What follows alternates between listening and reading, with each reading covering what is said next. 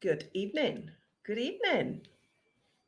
I'm just hoping that this does not keep dipping out this evening because the internet has been a bit dodgy today. I don't know about you, where you are. I've had the Vodafone network off all day. It's still off. It's been off all day. I can't get anyone to. You don't realize how much you need things like your phone network, not just for calls. I can do without texts and calls and things. That's actually been a peaceful day. Thank you very much, Vodafone. But I can't access my bank account because I can't get the one-time password to get me in, and there's no other route into Stripe. So how annoying is that? But hey, it's not the end of the world. If I sit on that for another day or so, I can live. Nothing will collapse inwards. I hope you're doing okay. How are you this evening? Let me know how you are. Tell me where you're watching from. Tell me whether you're watching live or on replay, all the usual jargon that everybody says at the beginning of their lives. So I'm just going to get started because tonight I want to talk to you about intentionality in business and how it can really transform what you do in your business. So, because I am live on 5 platforms as usual every Tuesday evening, I always introduce myself, which is quite pertinent because I spoke about that very thing in my group Creative Genius Corner this morning. So, I am Mandy Nicholson and I am the Creative Genius Consultant. I'm an artist, an author. I'm a creative retreat owner here in Scotland, and I help creative women to launch, grow, and scale their businesses and make more money. And what part of my mission in life, in my business, is to help creative women in theirs to really become better at being entrepreneurs, because I feel like there's a lag for the creative women out there in that they're starting on the back foot because they've spent their lives being told that it's a nice hobby, but you'll never make any money from it. Get a proper job, and spoken down to almost about their incredible genius and talent. So when it comes to business, you can be starting a little bit on the back foot. So that's why I show up all the time, sharing tons of value to try and help you. And I want to talk tonight about intentionality. I like to bust the myths and make the big long words sound really straightforward and really easy. But this is something that's really close to my heart: intentionality in business. It truly can transform your business, because becoming intentional is like training your brain to become laser focused on the outcomes that you want and desire. Hence the castle that went on my vision board, laser focused. So when I actually wrote that sentence there, and I wrote it today when I was thinking, oh, I'm doing intentionality tonight, I ended up doing loads of research and checking out a few academic studies and writing a blog today. That's how intentional I got about talking about intentionality. So when I wrote that first sentence, it's like training your brain to become laser focused. I had a visual of me staring at my planner and removing everything that wasn't going to move my business forward this week. And it felt really uncomfortable, of removing everything else that wasn't going to move my business forward. That felt uncomfortable, just being really honest with you. And we get into a state of comfortable lack. So we begin to live in the state that we're at. So, for instance, I've done quite well for myself. I've got a good business, bricks and mortar business, online business, buying a business next door, quite comfortably off. And because I'm quite comfortably off and quite comfortable, you can get into a state of real comfortable lack. And what I mean by that is, I'm not pushing myself as much as I should, even though some of you think I am with buying the bistro and gallery next door. I could be going deeper, going further, taking more risks, doing more things. And we get into that state. We're not entirely unhappy with where things are right now. In fact, they're quite good. We're experiencing success. Yet knowing there's more in our potential, but we don't change because we're comfortable. So you're ready to get uncomfortable and intentional this evening. So if I asked you a question with what you have planned today in your diary, I know it's the end of the day, imagine it's the beginning of the day, with what you have planned today in your diary, will it move the needle in your business? Will it move that sales needle? Will it move the sales line in your business today or this week? All right, with what you have planned today. Okay, if the answer to that is no, then what will move the needle, the sales line in your business today or this week? The act of intentionality is about deciding to do that very thing. Okay, taking control of your thoughts, yeah, and answering that question, will it move the needle forward today? It's dead easy, isn't it, to get busy doing not very much at all. If you haven't planned your diary, it's really easy to feel busy and be busy, but actually not changing things in your business. So what intentional thing can you do today or this week that you can look back on and say that really did change my business? I want you to start with those thoughts in your head. So what is intentionality? Intentionality is about managing your mental states, thoughts, values, beliefs, hopes, dreams, the things that you want. Intentionality is about managing all of those things and directing them on or at something. If you desire, then you desire something.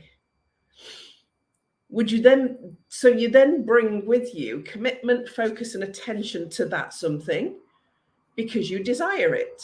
So it's important to you. Now, that all sounds a bit gobbledygook, but that's kind of how I've explained it in the blog. Having an intentionality is a way of thinking about your business that is committed, that is purposeful, and that is deliberate. Not left to luck or chance, yeah, but molded and shaped by intentional actions, behaviors, and thoughts. So that's why I wanted to talk about intentionality tonight, because it completely changes what you do. So if it was Monday morning first thing and you said, right, I intend to make £1,000 this week. Nothing else in my diary matters. All that's going into my diary and planner are the things that will help me to make £1,000 in sales this week. Everything else, forget about it. I'm going to be laser focused because I really want this. So I'm going to focus on the products that I can sell and selling them. That's my laser focus this week.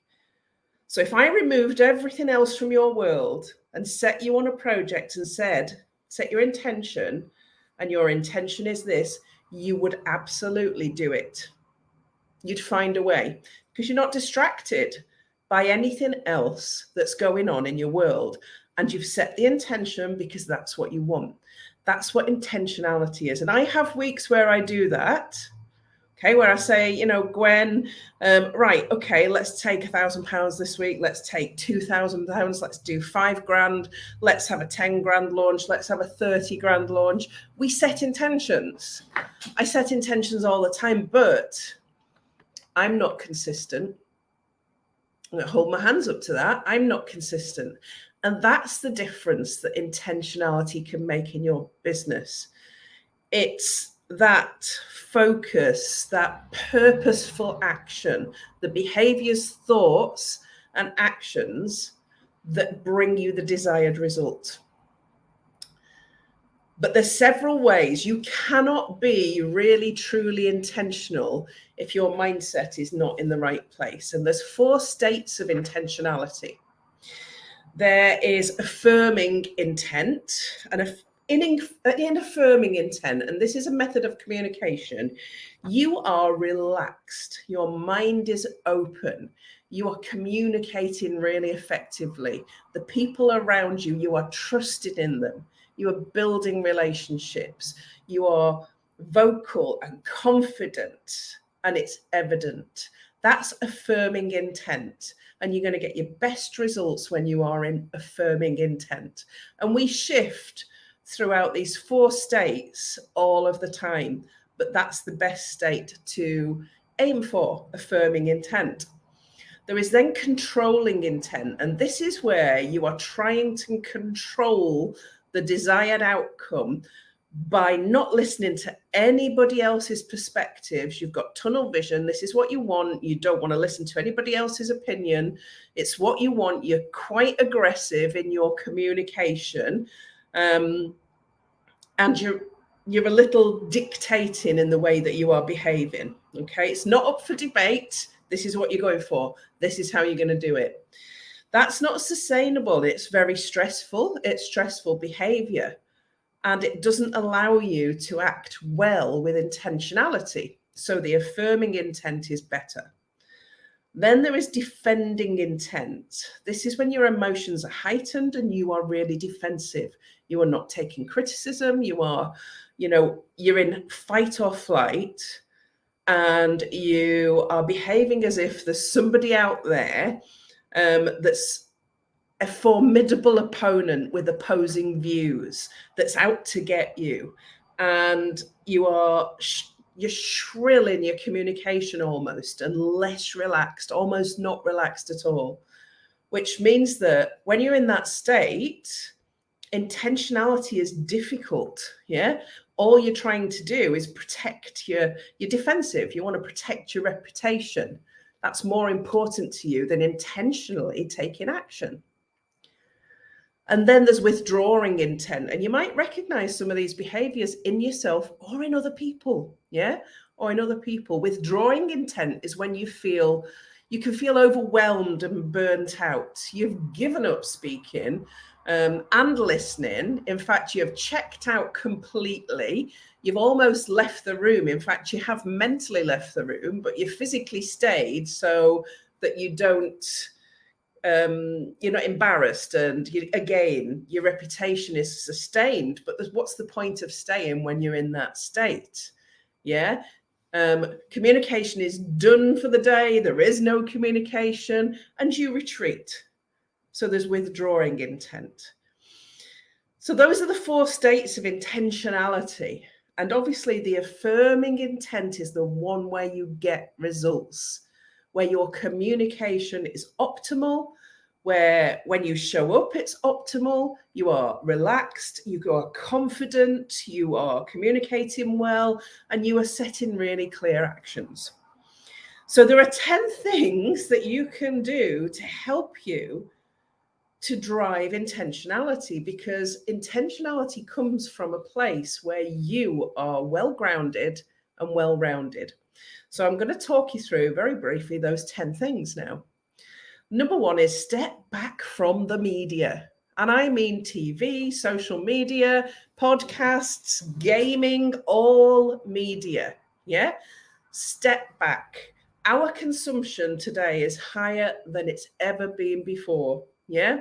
Have you ever been in a really good mood and you're having a really good day, and maybe you've not been on social media very much, you've not watched the news, you've not seen any of it, and then you are going home on the train and you're scrolling on social media, and by the time you get in, your mood has completely changed, because social media has reminded you of all the horrible things that are going on in the world, all the people that are trolling each other and arguing, and it really impacts in your mood. So stepping back from social media can really have a positive effect on your intentionality, because when your mood is impacted, you can't feel that confident, calm, self that you need to be, the relaxed person, the one with great communication.